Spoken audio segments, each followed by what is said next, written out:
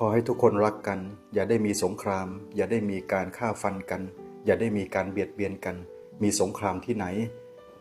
ก็มีความวุ่นวายมีความทุกข์เด็กเล็กเด็กน้อยตาสีตาสาพ่อแก่แม่เฒ่าคนหนุ่มคนสาวไม่ได้ทำงานทำการ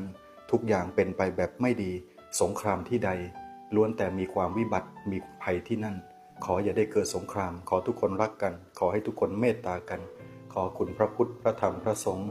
จงสถิตอยู่ในใจของคนที่คิดจะทะเลาะกันขอจงเปลี่ยนจิตเปลี่ยนใจให้เป็นมิตรซึ่งกันและกันรักกันเราทุกคนล้วนมีเกิดแก่เจ็บตายทุกคนล้วนมีทุกข์สุขเหมือนกัน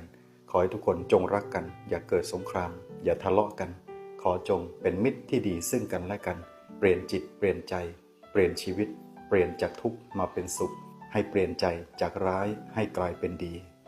อายุวันโนสุขังพลังเทอญ